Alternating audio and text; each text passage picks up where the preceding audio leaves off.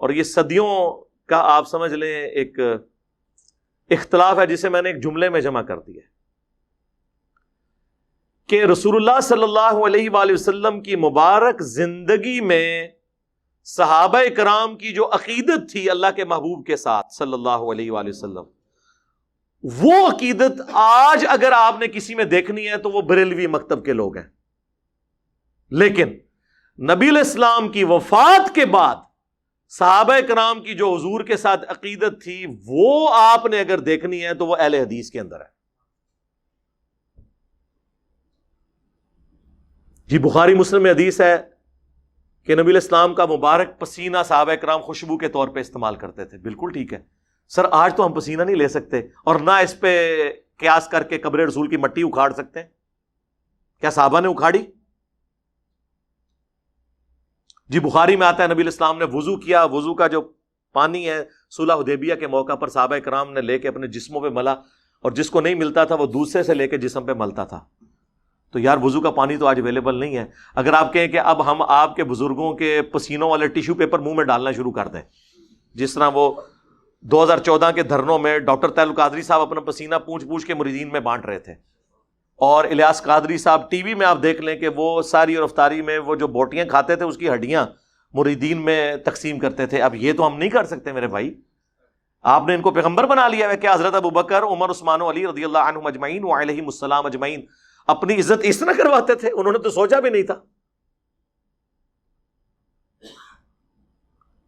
صحیح بخاری میں آتا ہے نبی علیہ السلام نے حجۃ الوداع کے موقع پر اپنے بال منڈوا کر صحابہ کرام میں تبرکن تقسیم کیے. صحیح بخاری کے اندر ہی موجود ہے. انس بن مالک کہتے ہیں حضور کا ایک بال میرے پاس ہونا دنیا اور جو کچھ دنیا کے اندر ہے اس سے بڑھ کر مجھے محبوب ہے. صحیح بخاری میں حدیث ہے ام سلمہ ہماری والدہ، بلکہ اپروپریٹ ورڈ ہے ہماری ماں، ام المومنین، ان کے پاس حضور کے چند بال تھے جو ایک ڈبیا میں انہوں نے رکھے ہوئے تھے، اور اس محلے میں جب کوئی بیمار ہو جاتا وہ پانی برتن میں بھیجتا، وہ اس میں ڈبو کے ہلا کے دیتی تو اس مریض کو شفا ہو جاتی تھی. صحیح مسلم میں حدیث ہے نبی علیہ السلام کا کسروانی تیالسی کالا جبہ اسما بنت ابی بکر کے پاس تھا، اور وہ کہتی ہیں حضور پہنا کرتے تھے اور ہم اس کا دھون مریضوں کو شفا کے لیے دیتے ہیں. یہ حضور کے تبرکات تھے، اس میں تو کوئی شک نہیں ہے. صحابہ کرام، ابو داؤد ترمذی میں حدیث ہے نبی علیہ السلام ایک صحابی کو ملنے گئے تو آپ کو پیاس لگی تو حضور نے کہا میں نے پانی پینا. انہوں نے کہا کہ وہ مشکیزہ ہے، تو حضور علیہ السلام نے اس مشکیزے سے منہ لگا کر کھڑے ہو کر پانی پیا. وہ کہتے ہیں جیسے ہی حضور ہٹے میں نے مشکیزے کا منہ کاٹ کے اپنے پاس رکھ لیا تبرک کے طور پہ کہ اس سے میرے نبی کا منہ لگا ہوا ہے. سر صحابہ کرام نے وہ عقیدت کی ہے جو آپ کو یہ زبانی کلامی یہ جو دعوے کرتے نعرے مارتے لوگ نظر آتے ہیں، لیکن کب کی ہے؟ جب حضور علیہ السلام ان کے سامنے موجود تھے. لیکن جیسے ہی فوت ہوئے ہیں تو آپ کی میت کے اوپر محفل میلاد نہیں ہوئی،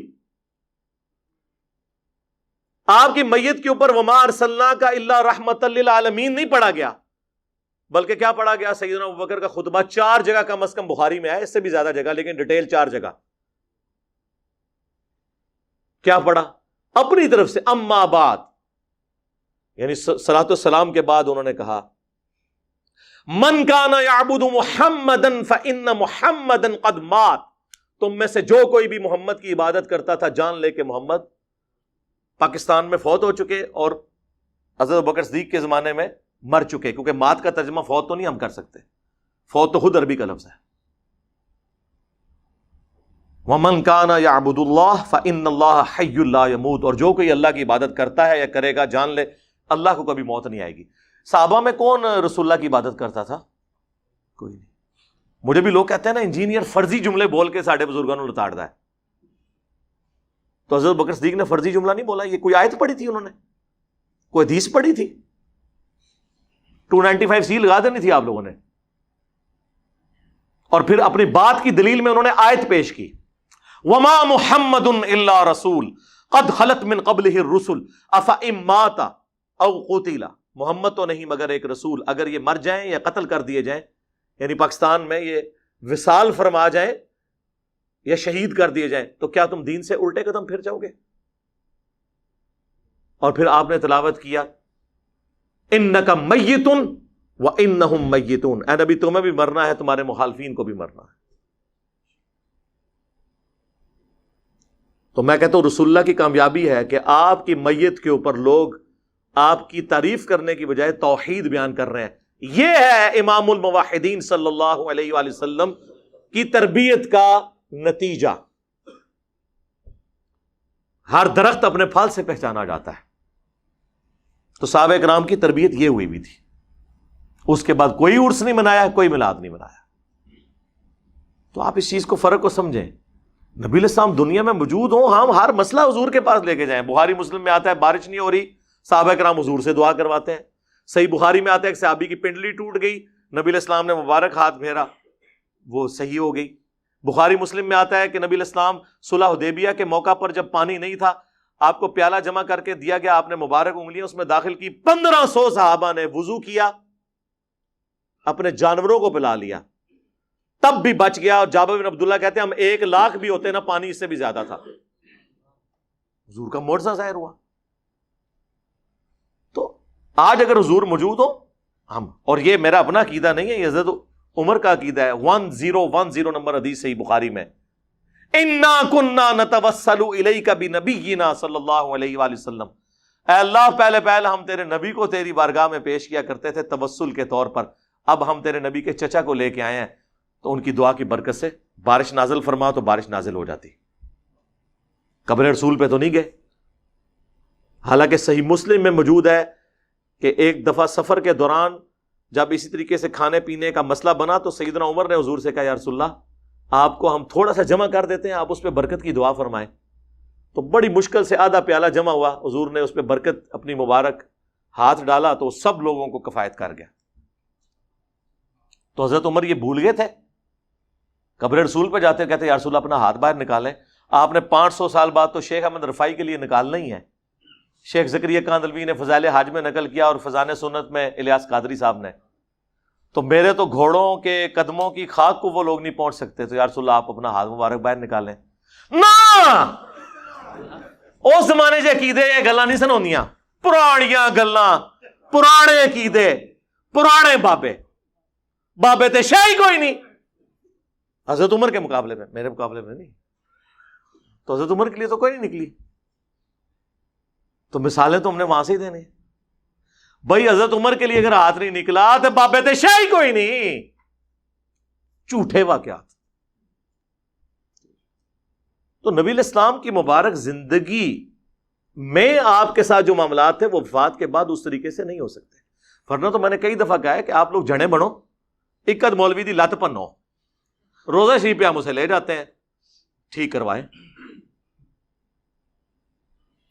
اور یار جب ثقیفہ بنی ساعدہ کا ایشو ہوا، بخاری مسلم میں آتا ہے نبی علیہ السلام کی وفات کے بعد 6 مہینے تک مولا علی نے سیدنا ابوبکر کی بیعت نہیں کی۔ اس دوران کسی کو یہ وہم بھی نہیں آیا کہ جا کے قبر رسول سے جا کے پوچھ لیتے ہیں کہ آپ کا خلیفہ کون ہے آپ کے بعد۔ اس زمانے میں عقیدے نہیں ہوتے تھے۔ اما عائشہ 47 ایئرز تک رہی ہیں حجرہ عائشہ میں، کبھی انہوں نے دعویٰ نہیں کیا کہ میری حضور سے ملاقات ہوئی ہے، میں نے آپ کو فزیکلی دیکھ لیا۔ حتیٰ کہ جب جمل کے لیے نکلی ہیں اس وقت نہیں حضور نے کوئی آواز دی کہ عائشہ نہ جاؤ، وہ تو ہو پہ جا کے کتے جب بھونکے ہیں تو پھر آپ کو یہ ریئلائز ہوا کہ یہ تو غلط ہو گیا کام، ورنہ تو حضور نے تو نہیں روکا۔ اس زمانے میں عقیدے ہوتے ہی نہیں تھے میرے بھائی، یہ چیزیں ایگزسٹ ہی نہیں کرتی تھیں، یہ سب کہانیاں انہوں نے بنائی ہوئی ہیں۔ اب نہیں بنے گی اللہ کے فضل سے، کیونکہ اب تو میڈیا کا دور ہے۔ وہ کہتے ہیں جی سیدہ آمنہ سلام اللہ علیہا نے خواب دیکھا تھا۔ بالکل جی موجود ہے، مسند احمد میں حدیث ہے، مشکات میں بھی ہے، دلائل النبوہ کے اندر بھی موجود ہے کہ نبی علیہ السلام نے فرمایا میں اس وقت بھی اللہ کے ہاں خاتم النبیین لکھا ہوا تھا جب آدم علیہ السلام ابھی مٹی اور پانی، روح اور جسم کے درمیان تھے۔ اللہ کے علم میں اس وقت بھی اللہ کا پیغمبر تھا۔ بالکل ایسے ہی ہے۔ میں دعائے ابراہیم ہوں، میں عیسیٰ کی بشارت ہوں، میں اپنی ماں کا وہ خواب ہوں جو انہوں نے پیدائش کے وقت دیکھا کہ ان کے لیے ایک نور ظاہر ہوا جس سے شام کے محلات بھی ان کے لیے روشن ہو گئے۔ یعنی آپ کو بتایا گیا کہ آپ سے جو بچہ پیدا ہوگا اس کی جو حکومت ہے بالآخر رومن امپائر کو بھی سپر سیڈ کر جائے گی، یہ دکھایا گیا۔ تو وہ کہتے ہیں پیدائش کے وقت یہ جو روشنی ظاہر ہوئی نا، اس سے میلاد کی لائٹنگ ثابت ہوتی ہے۔ سر یہ آج تک ثابت نہیں ہوئی تھی، آپ نے ثابت کی ہے۔ اس سے کیسے ثابت ہوگی میرے بھائی؟ تو نبی علیہ السلام پھر دیے جلاتے ہوں گے اپنی پیدائش کی خوشی میں، کوئی دکھائیں. پھر رہ کے ان کے پاس وہ رہ جاتا ہے شاہ عبدالحق محدث دہلوی جی مدارج النبوہ میں انہوں نے لکھا ہے کہ حضرت جبرائیل علیہ السلام کو اللہ تعالیٰ نے 3 جھنڈے دے کر بھیجا ہے. ایک جھنڈا جو ہے وہ خانہ کعبہ کے اوپر، ایک رسول اللہ کے گھر کے اوپر، ایک بیت المقدس کے اوپر. اور کہانیاں نے پائی کوئی سند نہیں، سب جھوٹ ہے. بلکہ میں کہتا ہوں سب کانٹیننٹ میں سب سے زیادہ جس بندے نے یعنی اس قسم کے عقائد امت میں پھیلائے ہیں نا، ان میں سے ایک جو ہے عبدالحق محدث دہلوی ہے، المتوفی 1052 ہجری. اس کی کوئی اصل نہیں ہے، کہانیاں جو مرضی لکھتے رہے. اس کے بعد جو سب سے زیادہ ایک سوال ہوتا ہے نا، وہ کہتے ہیں دیکھیں جی آپ دیکھیں 12 ربیع الاول کا دن ہے، 2 گھر ہیں، ایک گھر میں حضور کی پیدائش کی خوشی منائی جا رہی ہے، دوسرے گھر میں جو ٹی وی لگا ہوا ہے، یا بچے جو ہیں وہ گیمیں کھیل رہے ہیں، 12 ربیع الاول کی چھٹی کو سیلیبریٹ کر رہے ہیں. بتائیں کون عاشق رسول ہے دونوں میں سے؟ اب اگر آپ اس طریقے سے بنیاد بنائیں گے، لاجک کی بنیاد پہ، منطق جو زیادہ تر ہمارے اہل تشیع اور بریلوی حضرات لے کے چلتے ہیں، تو پھر سر اس کی تو کوئی اینڈ نہیں ہوگی. کل کو تو پھر ہم آپ سے یہ کہیں گے کہ ایک طرف آدم علیہ السلام ہے جنہیں فرشتوں نے سجدہ کیا انکلوڈنگ جبرائیل علیہ السلام، اور دوسری طرف ہمارے نبی علیہ السلام ہے، تو ہم انہیں سجدہ نہ کریں؟ لاجیکلی تو کرنا چاہیے. لیکن ابو داؤد میں حدیث ہے، سنن ابن ماجہ میں بھی ایک صحابی نے سجدہ کیا، آپ نے کہا سر اٹھا کیا کر رہا ہے؟ ان کا یا رسول اللہ ہیرا نامی شہر میں گیا تھا، وہاں لوگ اپنے سردار کو سجدہ کرتے ہیں، تو میں نے بہتر سمجھا کہ آپ کو سجدہ کروں. آپ نے فرمایا جب میں فوت ہو جاؤں گا تم میری قبر سے گزرو گے، کیا میری قبر پہ بھی سجدہ کرو گے؟ ان کا نہیں یا رسول اللہ. تو فرمایا پھر مجھے کیوں سجدہ کر رہے ہو؟ اگر سجدہ میں جائز سمجھتا تو بیویوں سے کہتا کہ اپنے خامدوں کو سجدہ کریں اس حق کے سبب جو اللہ نے مقرر کیا ہے. تو حضور نے تو نہیں یہ کہا کہ عشق دے چلے نمبر لے گئے، عقل والے انجے ہی عمرہ گالیاں کہتے ہیں نا جی، عشق کے چلے نمبر. او عشق دے چلے اتنے بھی میرے ہتھوں مارے گئے، اگوں اللہ دے ہتھوں مارے جان گے. ہاں عقل والے انما یتذکر اولو الالباب، نصیحت تو حاصل نہیں کرتے مگر عقل والے. یہ آپ نے کون سا دین بنا لیا؟ تو اس طریقے سے چیزوں کو نہیں پریزنٹ کیا جا سکتا. تو اس کی پھر میں ان کو پھکی دیتا ہوں کہ دیکھیں کہ 10 محرم کا دن ہے، ایک گھر میں مجلس ہو رہی ہے، لوگ چیخو پکار کر رہے ہیں، ماتم کر رہے ہیں، اہل بیت کے مصائب کو یاد کر کے رو رہے ہیں، اور دوسرے گھر کے اندر ٹی وی چلا ہوا ہے. بلکہ اس سے بھی بڑھ کر اعلیٰ حضرت کی کتاب رد الرافضہ رکھی ہوئی ہے جس میں شیعہ کو کافر ڈکلیئر کیا گیا ہے. ایک طرف اہل بیت کے غم میں لوگ رو رہے ہیں، یہ شیعہ کا گھر ہے، یہ بریلویوں کا گھر ہے. اب بتاؤ کہ عاشق اہل بیت کون ہے؟ تو کہیں گے نہیں، عشق اہل بیت کا یہ تقاضا نہیں ہے کہ اس طرح کی بدعت کی جائے. تو سر عشق رسول کا بھی یہ تقاضا نہیں کہ اس طرح کی بدعت کی جائے. پھکی کے بغیر، اینٹی وینم الزامی جواب کے بغیر بات سمجھ نہیں آتی. خود تو آپ بھی یہ سب کچھ کر رہے ہیں. اہل بیت کی محبت بھی ہمارے ایمان کا حصہ ہے. صحیح مسلم کی حدیث، علی سے محبت نہیں رکھے گا مگر مؤمن، علی سے بغض نہیں رکھے گا مگر منافق. المستدرک للحاکم میں 2 حدیثیں ہیں. اگر کوئی شخص پوری زندگی مقام ابراہیم اور حجر اسود کے درمیان کعبے کے سامنے نمازیں پڑھتا رہے اور روزانہ روزہ بھی رکھتا رہے، لیکن اس حال میں اللہ کو ملے قیامت کے دن کہ اس کے دل میں ہم اہل بیت کا بغض ہوا، تو اللہ اسے ضرور دوزخ میں داخل کرے گا. اللہم لا تجعلنا منہم اللہم اجرنا من النار. تو آ جاؤ پھر تم بھی عشق رسول کا اظہار کرو اس طریقے سے، عشق اہل بیت کا اظہار کرو پھر اس طریقے سے، تو آپ کے لیے خود مصیبت کھڑی ہو جائے گی. اور نہیں جی یہ جو کچھ ہم کر رہے ہیں منع تو کہیں نہیں نا. سر منع تو بہت کچھ نہیں ہے. جب یہ کہہ دیا کہ جو صحیح مسلم کی حدیث کہ بدترین کام وہ ہیں جو دین میں نہیں داخل کر دیے جائیں اور وہ بدعتیں ہیں اور بدعتیں گمراہیاں ہیں، تو منع تو ہو گیا. پھر بھی اگر آپ کو سمجھنا ہے تو ہم آپ کو پھر ایک مثال دیتے ہیں کہ عید کی اذان کہاں پر منع کی گئی ہے. وہ کہتے ہیں نہیں بخاری مسلم میں حدیث ہے کہ نبی علیہ السلام عید کی اذان نہیں دیتے تھے. تو اس سے کیا فرق پڑتا ہے؟ منع تو نہیں نہ کی. اذان کوئی برا کام ہے. بخاری مسلم میں حدیث ہے اذان کی آواز سے شیطان جو ہے بھاگ جاتا ہے اور اس کی ہوا خارج ہو جاتی ہے. اور جن لوگوں نے صرف عید کی نماز پڑھنی ہوتی ہے تو عید کے دن تو اذان لازمی ہونی چاہیے، بلکہ 2 ہونی چاہیے. کہیں گے نہیں نبی علیہ السلام نے نہیں کیا. تو پھر ہم وہی سوال کریں گے کیا گناہ کا کام ہے؟ کہیں گے نہیں ہے تو ثواب کا کام ہے، لیکن نبی علیہ السلام نے تعلیم نہیں فرمایا. تو سر بس یہی ہمارا جواب آپ کے میلاد کی ایکٹیویٹیز کے بارے میں ہے.